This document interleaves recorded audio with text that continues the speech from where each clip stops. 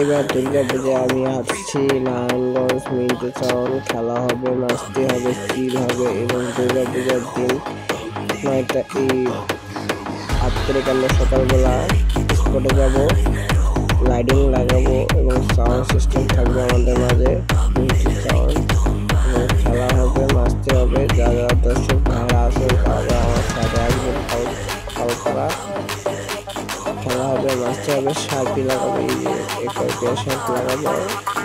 আপনারা কোথায় আসছেন আসেন, দেখে যান।